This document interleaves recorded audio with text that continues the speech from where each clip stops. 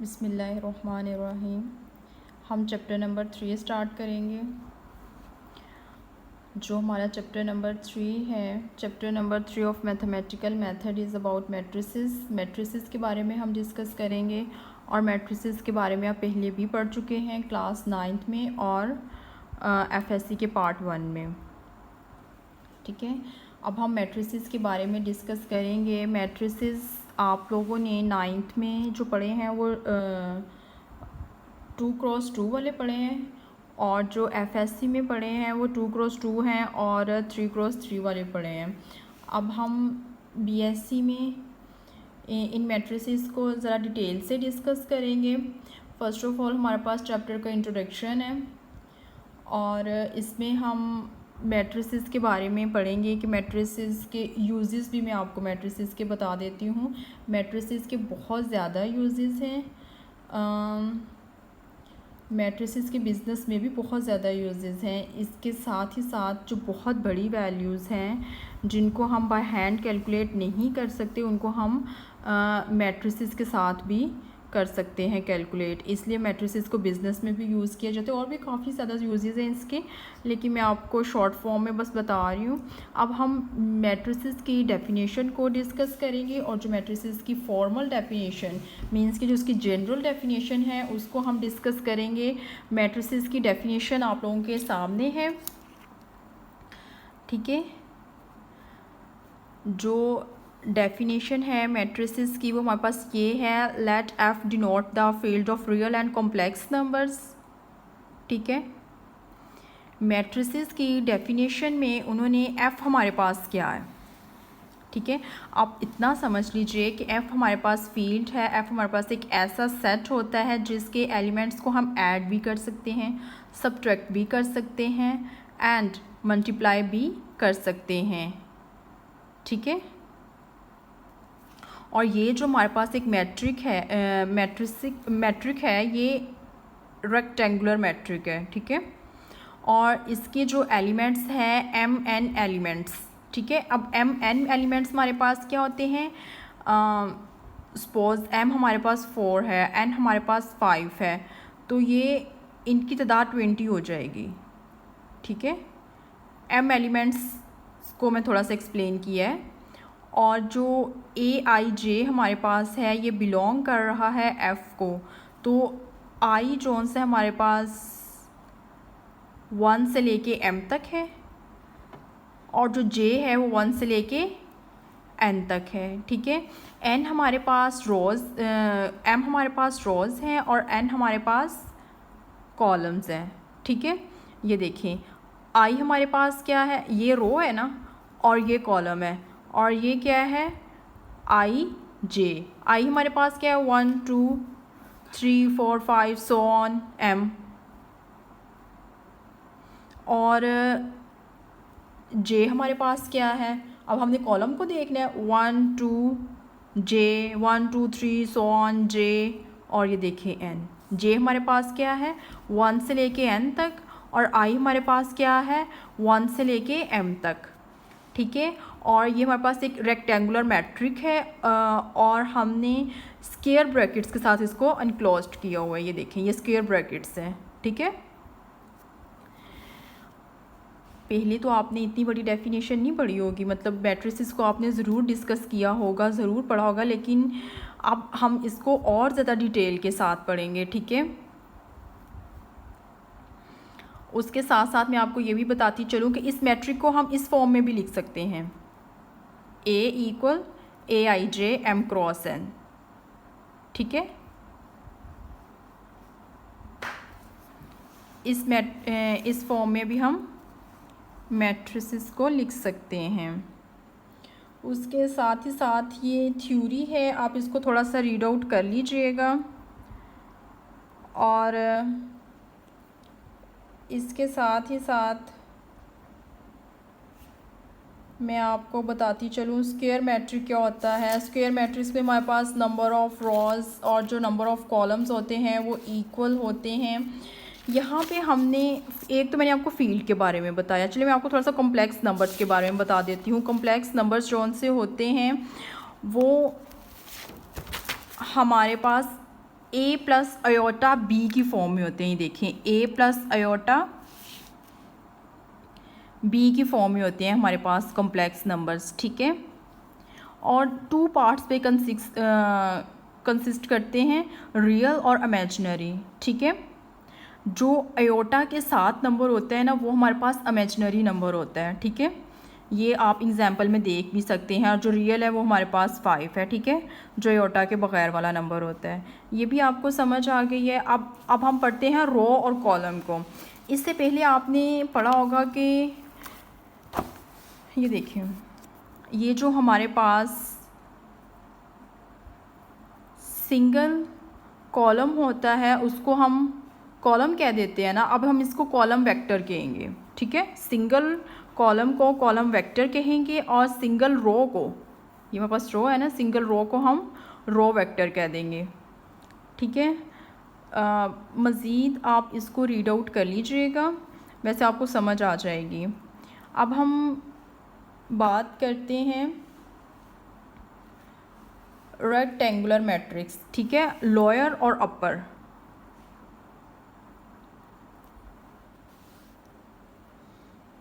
जो हमारे पास rectangular matrix होता है उसमें दो चीज़ें होती हैं, अपर और लोअर, ठीक है। अब ये मैं आपको बता दूँ अपर क्या होता है, ठीक है। जो अपर हमारे पास होता है ना, इसमें सबसे पहले ये चेक करना है कि हमारे पास स्क्वायर मैट्रिक्स हो, ठीक है। मैट्रिक हमारे पास स्क्वायर हो, ठीक है। ये हमारे पास 3x3 का वो मैट्रिक है। 4x4 का भी हो सकता है, आप 2x2 का भी ले सकते हैं।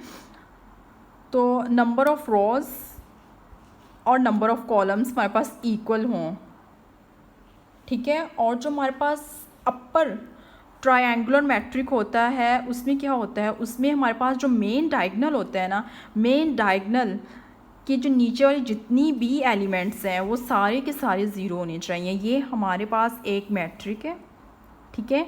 और जो मेन डायगोनल है वो ये होता है, ठीक है। इसको मैंने सर्कल भी किया हुआ है। ये हमारे पास मेन डायगोनल होता है, इसको प्रिंसिपल डायगोनल भी कह सकते हैं, मेन डायगोनल भी कहते हैं। अब इसके नीचे वाले जो एलिमेंट्स हैं वो सारे के सारे ज़ीरो होने चाहिए। अगर वो सारे के सारे एलिमेंट्स ज़ीरो हैं देन हमारे पास ये अपर ट्रायंगुलर मैट्रिक होता है, ठीक है। ये हमने डिस्कस कर लिया अपर ट्रायंगुलर मैट्रिक। अब हम डिस्कस करेंगे लोअर ट्रायंगुलर मैट्रिक, ठीक है। वो भी मैं आपको दिखा देती हूँ। लॉयर में हमने 4x4 का ले लिया है, आप 3x3 का भी ले सकते हैं, 2x2 का भी ले सकते हैं, कोई ऐसा मसला नहीं। ये देखें, अब ये तो हमारे पास हो गया मेन डायगोनल, ठीक है। ये जो हमारे पास मेन डायगोनल है इसकी ऊपर वाली जितनी भी एलिमेंट्स हैं, ठीक है, जितनी भी एंट्रीज़ हैं वो हमारी तमाम की तमाम ज़ीरो होनी चाहिए, ठीक है। ये देखें, ये सारी ज़ीरो है ना, तो ये हमारे पास लोअर ट्रायंगुलर मैट्रिक्स हो गया, ठीक है। इसके बाद हम डायगोनल मैट्रिक्स पढ़ेंगे। डायगोनल मैट्रिक्स आपने पहले भी पढ़ा हुआ है, ठीक है। चलिए इसको फिर डिस्कस कर लेते हैं। जो डायगोनल मैट्रिक होता है वो एक तो वो हमारे पास स्क्वायर मैट्रिक्स होना चाहिए, ठीक है। स्क्वायर मैट्रिक्स में नंबर ऑफ़ रोज भी इक्वल होने चाहिए, नंबर ऑफ़ कॉलम्स भी इक्वल होने चाहिए, ठीक है। अब ये जो हमारे पास है, ये देखें, ये हमारे पास डायगोनल मैट्रिक्स है। डायगोनल मैट्रिक्स के नीचे वाली भी तमाम एंट्रीज़, जो मेन डायगोनल है उसके नीचे वाली भी तमाम एंट्रीज़ और उसके ऊपर वाली भी तमाम एंट्रीज़ ज़ीरो होनी चाहिए, ठीक है। ये बात, और ये दो एग्जांपल्स भी आप देख लें। ये देखें, अब ये 1 2 3 है हमारे पास, ये जो ये है ये हमारा मेन डायगोनल है, इसके नीचे वाली तमाम एंट्रीज़ भी ज़ीरो हैं, ऊपर वाली तमाम एंट्रीज़ भी ज़ीरो हैं। और जो हमारे पास डायगोनल मैट्रिक्स होता है उसमें हमारे पास at least one entry main diagonal में एटलीस्ट वन एंट्री का मतलब होनी ज़रूरी है, ठीक है।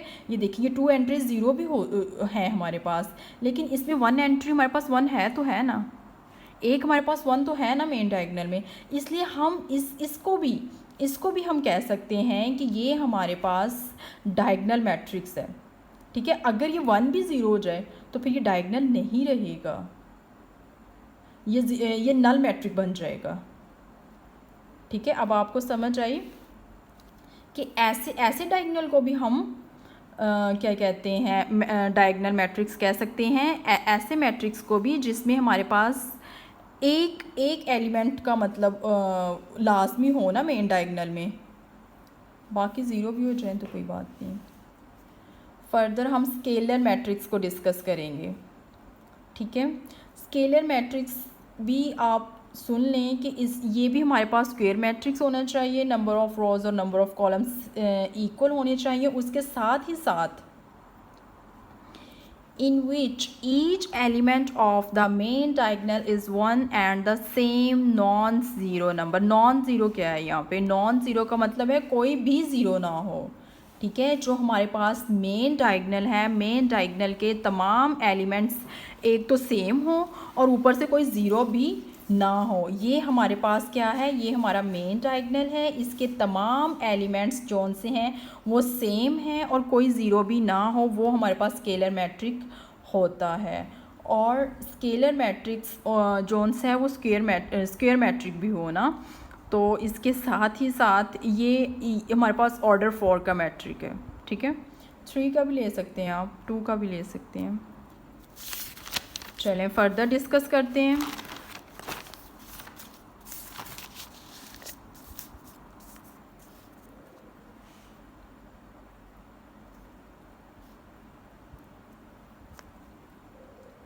अब इसमें उन्होंने आइडेंटिटी मैट्रिक्स के बारे में बताया हुआ है, ठीक है।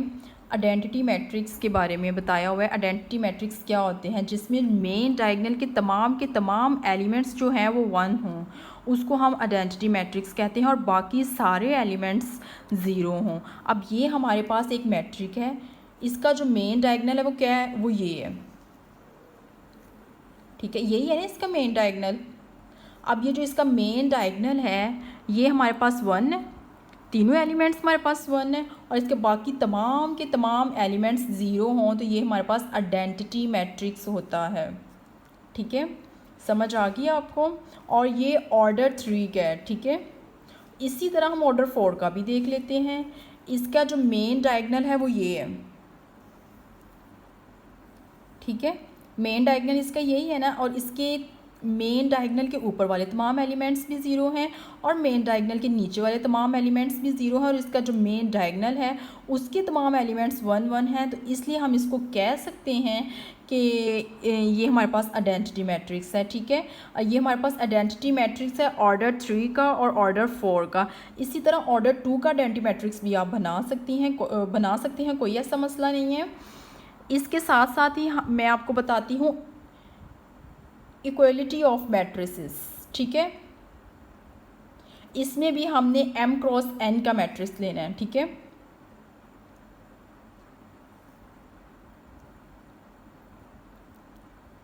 इसमें जो हमारा मैट्रिक्स A है वो इक्वल होना चाहिए मैट्रिक्स B के, ठीक है। मैट्रिक्स A जौन सा है वो इक्वल होना चाहिए मैट्रिक्स B के, तो उसको हम कहेंगे इक्वलिटी ऑफ मैट्रिसेस। इसमें A और B दोनों मैट्रिसेस आपस में इक्वल आते हैं, और जो एलिमेंट्स हैं A I J के, ये देखें A I J के एलिमेंट्स जौन से हैं वो इक्वल होने चाहिए B I J के, ठीक है। इनके एलिमेंट्स भी इक्वल होने चाहिए। अब हम पढ़ते हैं ज़ीरो मैट्रिक्स। ज़ीरो मैट्रिक्स क्या होता है? Every element is zero, a matrix हो is every element is zero. ऐसा मैट्रिक्स जिसके तमाम के तमाम एलिमेंट्स ज़ीरो हों उसको हम कह देंगे कि ये ज़ीरो मैट्रिक्स है, ठीक है। उसके बाद addition of matrix. Addition of matrix हमारे पास क्या होता है? ये ज़्यादा थ्योरी है और आप इसको कोशिश कीजिएगा कि आप इसको एक बार रीड आउट कर लें, आपको समझ आ जाएगी, ठीक है। एडिशन ऑफ मैट्रिसेस में भी हमारे पास m क्रॉस n का मैट्रिक्स होना चाहिए, और हमारे पास जो नंबर ऑफ, ये देखें हमारे पास जो same number of rows and same number of columns होने चाहिए। एडिशन ऑफ मैट्रिक में हमारे पास same number of rows and same number of columns होने चाहिए, तभी हम उसकी एडिशन कर सकते हैं मैट्रिक की, अदरवाइज़ हम उसको ऐड नहीं कर सकते, ठीक है। इसकी मैं आपको एग्जांपल भी बताऊंगी, फिर आपको ज़्यादा अच्छे से समझ आ जाएगी। ये देखिए, इसको हम इस फॉर्म में भी लिख सकते हैं, ठीक है, इस फॉर्म में भी लिख सकते हैं। अब ये हमारे पास एक मैट्रिक ए है, एक मैट्रिक बी है, ठीक है। इसका जो हमारे पास मैट्रिक है वो ऑर्डर है 2x3, 2x3, ठीक है। ये हमारे पास रॉज हैं, ये हमारे पास कॉलम्स है। कितनी रॉज है हमारे पास? 2 रॉज हैं, 3 कॉलम्स हैं। 2x3, 2 रॉज हैं, 3 कॉलम्स हैं, 2x3, ठीक है। इनका ऑर्डर सेम है, ये सेम ऑर्डर के मैट्रिसेस हैं। इट मीन्स डैट कि अब इसको हम ऐड कर सकते हैं, a + b कर सकते हैं, ठीक है। इसके साथ ही साथ अगर हमारे पास इस फॉर्म में मैट्रिक आ जाए, मतलब 2x2, ये मैट्रिक 2x2 का है और ये मैट्रिक 2x1 का है, तो इन मैट्रिसेस को हम ऐड नहीं कर सकते क्योंकि हमारे पास ऑर्डर सेम नहीं है। नंबर ऑफ़ रॉज और नंबर ऑफ़ कॉलम्स हमारे पास सेम नहीं है। हमने इस चीज़ को चेक करना है। ये देखें, इसको और इसको, ये हमारे पास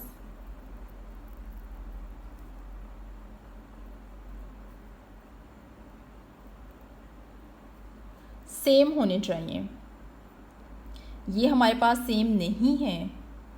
इसी तरह अगर हम इस एग्जाम्पल में चेक करें,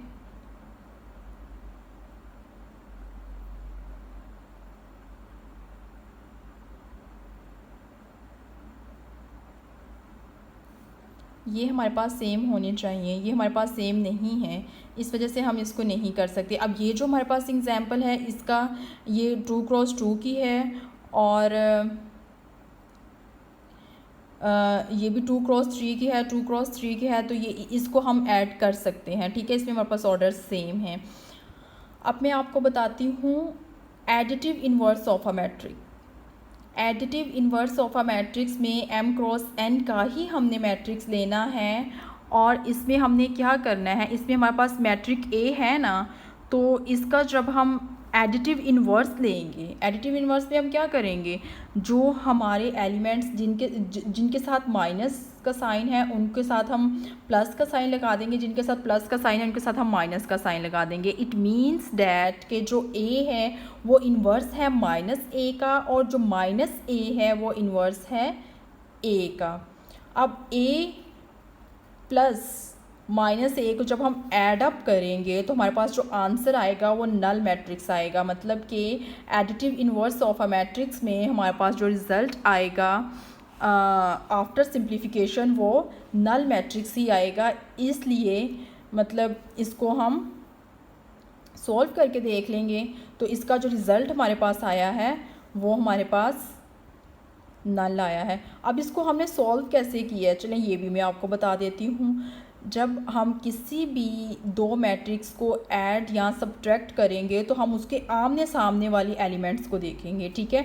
2 के सामने वाला एलिमेंट क्या है? -2, ठीक है। 2 -2, 2 से कैंसिल हो 2 - 2 कैंसिल हो जाते हैं तो हमारे पास 0 आ जाता है। इसके बाद 3 - 3 ये भी कैंसिल आउट होकर हमारे पास 0 आ जाएगा। 4 - 4 ये भी कैंसिल आउट होकर 0 आ जाएगा। 1 - 1 ये भी जब कैंसिल आउट होगा तो हमारे पास 0 आ जाएगा। इट मीन्स डैट कि ये नल मैट्रिक्स जोन है वो हमारे पास ऐसे आया है, ठीक है। आगे हम फर्दर इसके क्वेश्चंस भी देखेंगे। जब हम इसके क्वेश्चंस देखेंगे तो इंशाल्लाह आपको और अच्छे से समझ आ जाएगी। चलें, नेक्स्ट हमारे पास जो डेफिनेशन है वो है मल्टीप्लिकेशन ऑफ मैट्रिसेस, ठीक है। मैट्रिसेस को मल्टीप्लाई कैसे करना है, इसमें भी हमारे पास जो मैट्रिक्स है वो n×m का ही मैट्रिक हमारे पास होना चाहिए। और इसमें आपने ये चीज़ देखनी है, the number of column in A is equal to the number of rows in B, ठीक है। इस चीज़ को आपने देखना है। A मैट्रिक के जो नंबर ऑफ़ कॉलम है वो इक्वल होने चाहिए number of rows in B matrix के, ठीक है।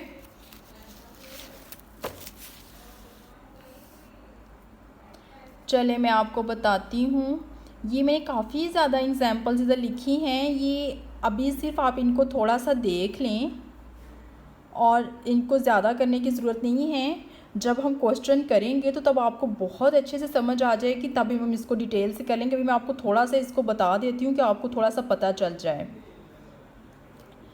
ठीक है, ये हमारे पास मैट्रिक ए लगा लें और ये मैट्रिक बी लगा लें। ठीक है, अब इसके number of rows, number of columns और मैट्रिक बी के नंबर ऑफ रोज़ सेम होने चाहिए। यही चीज़ आपने पीछे पढ़ी थी ना, ये देखें जी, ये देखें, number of column in A is equal to number of rows in B. ठीक है, इस मैट्रिक को आप ए कह दें इसको, और इसको आप बी कह दें। ठीक है, और इसमें जो नंबर ऑफ कॉलम है वो क्या है 1, और इसमें जो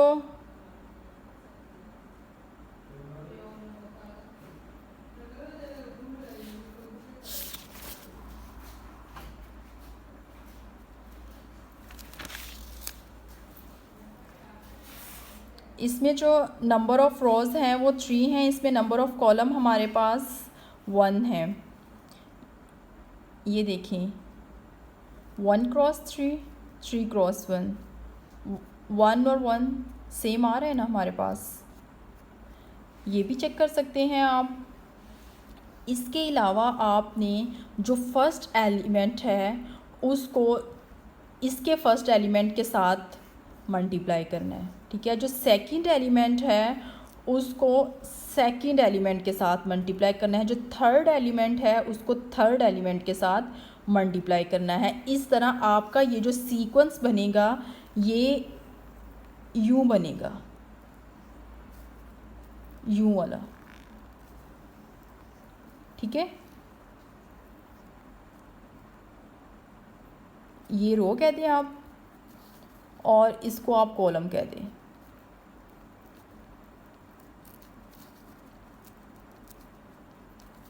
ये बाकी सारी एग्जांपल्स भी ऑलमोस्ट ऐसे ही की गई हैं, ये जस्ट मैंने आपको एक्सप्लेन करने के लिए इतनी एग्जांपल्स दी हैं। फर्दर जब हम क्वेश्चन करेंगे तो आपको बहुत अच्छे से क्लियर हो जाएगा। चलें एक एग्जांपल और देख लेते हैं, इसको देख लें या इसको देख लें। चलिए इसको देख लेते हैं। अब इसमें देखें, इसमें हमारे पास 2 क्रॉस 2 का ऑर्डर है, 2 क्रॉस 2 का ऑर्डर है। चलें इसको चेक कर लेते हैं। ये हमारे पास रो है और ये हमारे पास कॉलम है। ठीक है, हमने यू बनाना है ना, यू बनाया हुआ है हमने रो कॉलम। ठीक है, 1 को 5 के साथ मल्टीप्लाई करेंगे, 1 5 ज़ार 5, 2 को 2 के साथ मल्टीप्लाई करेंगे, 2 2 ज़ार 4, सेंटर में हमारे पास प्लस का साइन है तो प्लस ही आ जाएगा, 5 + 4। ठीक है, इसी तरह 1 को 1 के साथ करेंगे 1 आ जाएगा, 2 को 4 के साथ करेंगे तो 8 आ जाएगा, 1 + 8 9 हो जाएगा, 5 + 4 भी 9 हो जाएगा। ये 9 9 इस तरह आ गए हैं।